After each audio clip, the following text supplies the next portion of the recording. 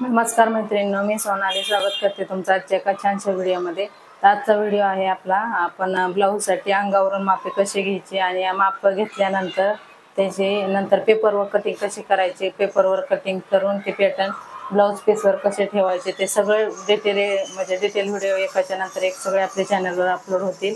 त्या सगळ्यात अगोदर आपण बघणार आहोत की बेसिक म्हणजे आपण अंगावरून माप कसे घ्यायचे ते कुठलाही तुमचं कस्टमरचं असू द्या किंवा तुम्हाला स्वतःचं जरी शिवायचं असेल तर त्यासाठी तुम्ही आपलं स्वतःचं बॉडी मेजरमेंट कसं घेणार आहेत ते आपण आज आपल्या याच्या व्हिडिओमध्ये शिकणार आहोत। तर चला जास्त वेळ न घेता आज व्हिडिओला आपण सुरुवात करूया। तर सगळ्यात अगोदर आपल्याला ब्लाऊजसाठी लागणारी माप असतात शोल्डर, उंची, छाती, कमरघेर, पुढचा गळा, पाठीमागचा गळा, आपला हात, मुंडा, दंडगेर आणि ही टक्स पॉइंट। तर एवढी सगळी माप आपल्याला लागतात। तर ती सगळी तुम्हाला अगोदर एका वहीत सगळी लिहून घ्यायची आहेत। नंतर मग जसं जसं आपण माप घेऊ तसं तसं आपल्याला वहीत नोट डाऊन करून घ्यायचं आहे। तर इथे बघा सगळ्यात अगोदर आपण शोल्डरचं माप घेणार आहोत। शोल्डरचं माप घेताना बघा इथं जिथं आपली बाही जोडली जाते ना तो आधी इथं बाही जोडली जाते तिथून इथपर्यंत दुसऱ्या बाहीच्या जिथं आपण बाही जोडलेली असते तिथपर्यंत आपल्याला शोल्डरचं माप घ्यायचं असतं। तर अशा प्रकारे टेप पकडायचा आणि इथे असं ठेवायचं। इथं आपलं जिथून शोल्डर येतं बाही जोडलं तिथून आणि इथपर्यंत आपल्याला शोल्डरचं माप घ्यायचं असतं। तर तुम्ही बघू शकता माझं शोल्डरचं माप आहे 15 इंच। इथे बघू शकता तुम्ही। आता इथे सेल्फी कॅमेरा आहे त्यामुळे तुम्हाला उलट दिसते, पण माझं शोल्डरचं माप आहे 15 इंच। इथे बघा आता आपण वहीत लिहून घेणार आहोत 15 इंच। आता शोल्डरचं माप झाल्याच्या नंतर आपल्याला घ्यायचं आहे छातीचं माप। तर छातीचं माप घेताना इथे बघा अशा प्रकारे एक बोट आतमध्ये ठेवून आपल्याला अशा प्रकारे छातीचं माप घ्यायचं आहे। आणि छातीचं माप घेताना एकदम टाईट पण नाही घ्यायचं आणि लूज पण नाही घ्यायचं। तुम्ही बघू शकता अशा प्रकारे अशा प्रकारे आपल्याला छातीचं माप घ्यायचं आहे। ओके, तर माझं छातीचं माप आलेलं आहे 35 इंच। आणि आपली जी परचेस असते ना त्याचं पण माप आपल्याला घ्यायचं आहे। तर परचेसचं माप घेताना आपल्याला इथं खालून 4 बोटं टाकायचे आहेत आणि तेवढं जेवढं येईल तेवढं घ्यायचं आहे। तर परचेसचं माप येत माझं 34 इंच येत आहे। आणि या परचेसचं आणि आपलं फुल बस्ट आहे त्याच्यामध्ये 1 इंचाचं अंतर आहे। आता हे झाल्याच्या नंतर आपल्याला कमरेचं माप घ्यायचं आहे। आणि कमरेचं माप घेताना आपल्याला ना लूज अजिबात ठेवायचं नाही, एकदम टाईट माप घ्यायचं आहे। आणि कमरेचं माप आपल्याला जिथं आपला हा जो बस पॉईंट असतो ना बस पॉईंटचा कव तिथून आपल्याला 1 ते 1.5 इंच खाली आपली ब्लाऊजची उंची असते तिथं आपल्याला कमरेचं माप घ्यायचं असतं। इथे बघा अशा प्रकारे टेप ठेवून आपल्याला अशा प्रकारे टाईट एवढं माप घ्यायचं आहे। आणि एवढं पण टाईट घ्यायचं नाही की तुम्हाला अनकम्फर्टेबल फील होईल। जेवढं तुम्ही टाईट ब्लाऊज घालता त्याच्यानुसार आपल्याला ब्लाऊजचं माप घ्यायचं आहे। तर इथे बघूया माझं कमरेचं माप आलेलं आहे 27 इंच। तर कमरेचं माप 27 इंच घेतलं आहे।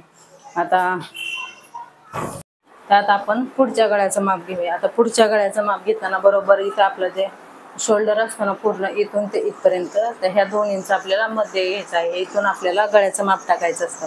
आणि उंचीचं माप घेताना पण टेप आपल्याला इथेच ठेवायचं असतं। तर जिथं आपला शोल्डर जॉईंट होतो तिथं अशा प्रकारे टेप ठेवायचा आणि तिथून असं सरळ आपल्याला टेप पकडायचा आहे। क्रॉसमध्ये आपल्याला गळ्याचं माप घ्यायचं नाहीये, असं एकदम सरळ पकडायचं आणि बघायचं आपल्याला गळा किती डीप हवा आहे। तुम्ही 5.5 घेऊ शकता, 6 घेऊ शकता किंवा 7ही घेऊ शकता, तुम्ही तुमच्या आवडीनुसार घेऊ शकता। तर इथे मी पुढच्या गळ्याचं माप इथे बघा 6.5 इंच, तर मी पुढच्या गळ्याचं माप इथपर्यंत घेणार आहे। तर माझं इथे 6.5 इंच, तर आपल्याला लिहून घ्यायचं आहे 6.5 इंच। आणि पाठीमागच्या गळ्याचं माप घेताना पण बघा शोल्डर असा ठेवायचा आहे अशा प्रकारे आणि आपल्याला सरळ टेप ठेवायचं आहे। त्याच्यानंतर आपल्याला किती डीप नेक हवा आहे त्यानुसार आपण माप घ्यायचं, तुम्हाला जेवढं तुमच्या आवडीने घ्यायचं असेल तेवढं। तर मी इथं माझा डीप नेक ठेवणार आहे 11 इंचचा। ओके, आता पुढच्या पाठीमागचा गळा झाला। आता आपण आपल्याला हाताचे माप मोजायचं आहे, किती लागणार आहे ते आपल्याला हात किती घ्यायचे ते मुंडा। आता जिथून आपण शोल्डरचं माप घ्यायला चालू केलं होतं तिथं अशा प्रकारे टेप ठेवायचा आणि नंतर मग असं आपल्याला हाताचं माप घ्यायचं आहे केवढं।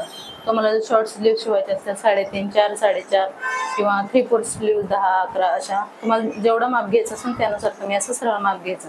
आता मी इथं 4.5 इंचाची बाही ठेवणार आहे, तर मग माझं इथं 4.5 इंच इथं आलेलं आहे इथे। मग आता इथं नंतर लगेच आपल्याला दंडगेराचं माप मोजून घ्यायचं आहे। इथे बघा अशा प्रकारे टेप ठेवायचा, असं टेप फिरून घ्यायचा आणि फिरून घेतल्याच्या नंतर इथे बघायचं आपला असा हात सरळ करायचा आणि बघायचं तुम्हाला किती लूज हवंय। थोडंसं लूज हवं असेल तर तुम्ही तो लूज घेऊ शकता किंवा एकदम टाईट तुम्हाला आवडत असेल तर तुम्ही त्याप्रमाणे घेऊ शकता। तर इथं मला थोडंसं लूज आवडतं म्हणून मी इथं माझा दंडगेर घेणार आहे 12.5 इंच। इथे बघू शकता तुम्ही थोडंसं मी लूज ठेवलेलं आहे, तुम्ही तुमच्या आवडीनुसार घ्या किती लूज ठेवायचं ते। तर इथे मी 12.5 इंच माझा दंडगेर आहे आणि हात घेतलेले आहेत मी 4.5 इंच। ओके, इथपर्यंत झालं। नंतर आता आपल्याला मुंडा राऊंड घ्यायचा आहे। तर मुंडा राऊंड घेताना बघा अशा प्रकारे टेप ठेवायचा आहे,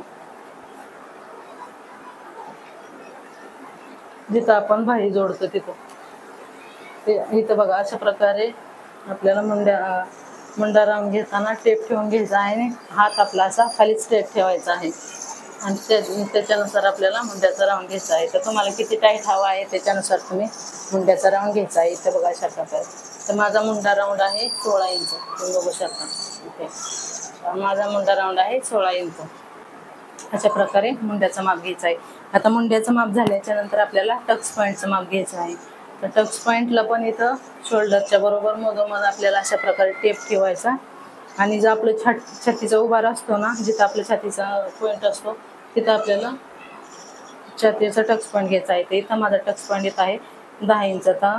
टक्स पॉईंट प्रत्येकाचा वेगवेगळा येऊ शकतो, 9.5, 10, 10.5 इथपर्यंत असतं, याच्यापेक्षा जास्त क्वचितच जास्त म्हणजे हे असेल हेवी चेस्टवाले त्यांचं असतं किंवा एकदम हाईट असेल तर। ओके, आता टक्स पॉईंट झाल्याच्या नंतर आपल्याला अपेक्स टू अपेक्स घ्यायचा आहे। हे सगळं म्हणजे कटोरी ब्लाऊजसाठी जास्त नाही यूजमध्ये, पण आपल्याला जर प्रिन्स कट ब्लाऊज शिवायचा असेल तर त्याच्यासाठी खूप महत्त्वाचं असतं अपेक्स टू अपेक्स। त्याच्यामुळे आपल्याला जो टॉट देतो आपण त्याच्यासाठी हे खूप उपयोगी पडतं, त्याच्यामुळे पण आपला ब्लाऊज एकदम परफेक्ट बसतो प्रिन्सेस कट ब्लाऊजसाठी पण। तरी पण मी तुम्हाला माहिती असावी म्हणून अपेक्स टू अपेक्सचं माप घ्यायला सांगते। ते आपलं त्याचं माप घेताना बघा आपला जो छातीचा पॉईंट असतो ना, तिथून ह्या दुसऱ्या छातीच्या पॉईंटपर्यंत आपल्याला अशा प्रकारे टेप पकडायचा असतो। तर ह्या दोन ह्याच्यातलं अंतर म्हणजेच अपेक्स टू अपेक्सचं अंतर, ते दोन्ही ह्याच्यातलं अंतर माझं आहे 7 इंच। तर त्या अशा प्रकारे आपल्याला अपेक्स टू अपेक्सचं माप घ्यायचं आहे। आता आपली सगळी मापं घेऊन झालेली आहेत, शोल्डर, उंची, छाती, कमरघेर, पुढचा गळा, पाठीमागचा गळा, ही सगळी मापं आपण अगदी व्यवस्थितरित्या घेतलेली आहेत आणि नोट डाऊन पण करून घेतलेली आहेत। आणि तुम्हाला पण अशाच प्रकारे सगळी मापं घ्यायची आहेत। आणि यातलं जर कुठलं काही समजलं नसेल तर तुम्ही मला कमेंट करून पण विचारू शकता। आणि याच्यानंतर आपण पुढचा जो व्हिडिओ बघणार आहोत तो आहे ही सगळी जी मापं घेतली त्याची आपण पेपरवर कटिंग कशा प्रकारे करायची, किती लुजिंग द्यायचं काय, ते सगळं पुढच्या व्हिडिओमध्ये आपण डिटेलमध्ये बघणार आहोत। तर तुम्ही चॅनलवर नवीन असाल तर चॅनलला सबस्क्राईब करा, साईडला जे बेल आयकॉनचं बटन आहे तेही प्रेस करा, म्हणजे पुढचा व्हिडिओ जे येणार आहे त्याचं नोटिफिकेशन तुम्हाला मिळेल आणि डिटेलमध्ये तुम्ही पण अगदी कटोरी ब्लाऊज एकदम परफेक्टमध्ये कटिंग करायला आणि शिवायला पण शिकू शकता। तर कटोरी ब्लाऊज मी आता सगळ्या साईजचं तुम्हाला इथून पुढे शिकवणार आहे, म्हणजे एकदम 30 साईजपासून 48 साईजपर्यंत जेवढे असतील तेवढ्या डिटेली वन बाय वन व्हिडिओ आपल्या चॅनलवर येतील, त्यामुळे चॅनलला सबस्क्राईब नक्की करा आणि व्हिडिओ आवडला असेल तर व्हिडिओला लाईक करा।